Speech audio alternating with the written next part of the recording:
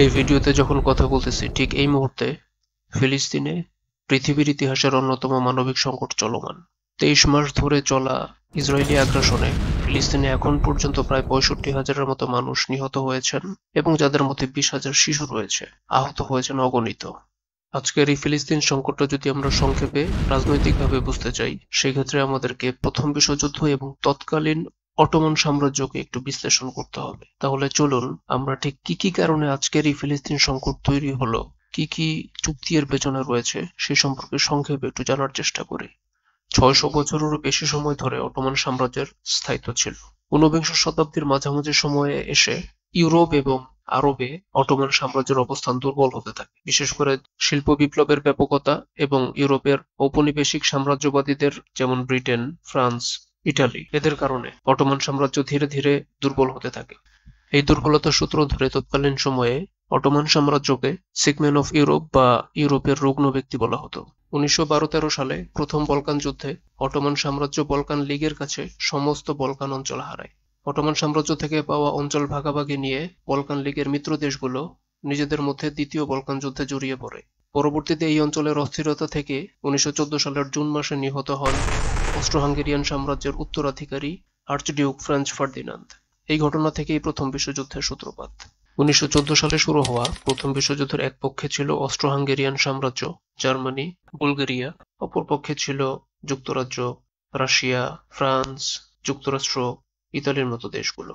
Ottoman সাম্রাজ্য পরবর্তীতে জার্মানির পক্ষ অবলম্বন করে। অটোমান সাম্রাজ্য দুর্বল হয়ে পড়ায় বিশ্বযুদ্ধ শুরুর পরপরই ব্রিটেন, ফ্রান্স এবং রাশিয়া মিলে এই সাম্রাজ্যকে কিভাবে ভাগ করে নেওয়া যায় সেই বিষয়ে আলোচনা করতে থাকে এবং তার প্রথম স্বীকৃতি হিসেবে তারা অত্যন্ত গোপন যে চুক্তিটি সম্পাদন করে তার নাম হচ্ছে সাইক্স-পিকো চুক্তি। 1916 সালের মে মাসে ব্রিটিশ কূটনীতিবিদ মার্ক সাইক্স এবং ফ্রান্সের পিকোর মধ্যে এই চুক্তি সম্পাদিত হওয়ায় এই চুক্তির নামকরণ করা হয় সাইক্স-পিকো চুক্তি এবং রাশিয়ার পররাষ্ট্রমন্ত্রী এই চুক্তি অনুমোদন করেন। এই চুক্তি অনুযায়ী পুরো অটোমান সাম্রাজ্যকে তারা 5টি অঞ্চলে ভাগ করার সিদ্ধান্ত নিয়েছিল। ছবিতে যেমনটি দেখতে পাচ্ছেন, এর একটি অংশ সরাসরি ব্রিটিশদের অধীনে থাকবে, একটি অংশ থাকবে ব্রিটিশ প্রভাবিত অঞ্চল হিসেবে, একটি অংশ থাকবে সরাসরি ফ্রান্সের অধীনে, একটি অংশ থাকবে ফ্রান্সের প্রভাবিত অঞ্চল হিসেবে এবং আজকের ফিলিস্তিন অঞ্চলটি আন্তর্জাতিক অঞ্চল হিসেবে তারা ভাগ করেছিল। এভাবেই অত্যন্ত গোপনে চুক্তির মাধ্যমে তারা মূলত পুরো মধ্যপ্রাচ্যকে নিজেদের মধ্যে ভাগাভাগি করে নেওয়ার পরিকল্পনা করেছিল। কিন্তু 1917 সালে বলশেভিক বিপ্লবের মাধ্যমে রাশিয়ায় জারের পতন হলে পূর্ববর্তী সরকারের আর্কাইভস থেকে সাইক্স-পিকো চুক্তির কপি খুঁজে পাওয়া যায়। বলশেভিক বিপ্লবের নেতা ভ্লাদিমির লেনিন এই চুক্তিকে the agreement of colonial thieves বা উপনিবেশবাদী চোরদের চুক্তি হিসেবে আখ্যায়িত করেন। দ্বিতীয় বড় কারণটি ছিল আরবদের বিদ্রোহ। বিশ্বযুদ্ধ চলাকালীন সময়ে আরবের আমির ছিলেন শরীফ হোসাইন। 1882 সালে ব্রিটেন অটোমান সাম্রাজ্যের কাছ থেকে মিশর দখল করে। মিশরের তৎকালীন হাই কমিশনার ছিলেন হেনরি ম্যাকমোহন। যুদ্ধকালীন সময়ে শরীফ হোসাইনের সাথে হেনরি ম্যাকমোহনের বেশ কিছু চিঠি আদান প্রদান হয় এবং এটাকে হুসাইন ম্যাকমোহন কারেসপন্ডেন্স নামে অভিহিত করা হয়। দীর্ঘদিন অটোমান সাম্রাজ্যের অধীনে থাকার পর আরবদের ভেতরে জাতীয়তাবাদ জাগ্রত হয় এবং শরীফ হুসাইন একটি অভিন্ন আরব রাষ্ট্রের শর্তে বিদ্রোহের ইচ্ছা প্রকাশ করে।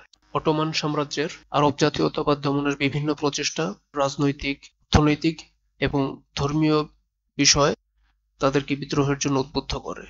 ব্রিটিশরা কৌশলগত কারণেই সুয়েজ খাল সহ তাদের নৌ-যোগাযোগের পথ হাতছাড়া করতে রাজি ছিল না এবং একই সাথে গ্যালিপোলির যুদ্ধে অটোমানদের কাছে ব্রিটিশ জোটের শোচনীয় পরাজয় তাদেরকে ভাবিয়ে তোলে। ফলশ্রুতিতে আরবদের বিদ্রোহ তাদের কাছে একটি সুবর্ণ সুযোগ হয়ে আসে এবং তারা এই বিদ্রোহে সমর্থন দেয়। একই সাথে তাদের অভিন্ন রাষ্ট্রের যে স্বপ্ন সেটার ব্যাপারেও তারা সমর্থন দেয়।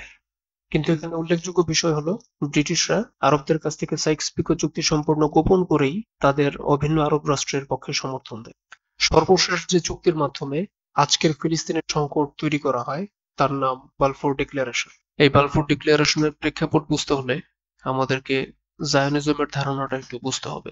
ঊনবিংশ শতাব্দীতে পুরো ইউরোপ জুড়ে ব্যাপকভাবে অ্যান্টিসেমিটিজম ছড়িয়ে পড়ে, যার ফলে সংখ্যালঘু ইহুদিরা আক্রান্ত হতে থাকে, তাদের উপর নির্যাতন হতে থাকে। দীর্ঘদিন ধরে ইহুদিদের মধ্যে ফিলিস্তিনে প্রত্যাবর্তনের আকাঙ্ক্ষা থাকলেও তাদের নিজেদের নিরাপত্তার কথা ভেবে তারা তখন আলাদা একটি রাষ্ট্রের কথা চিন্তা শুরু করে।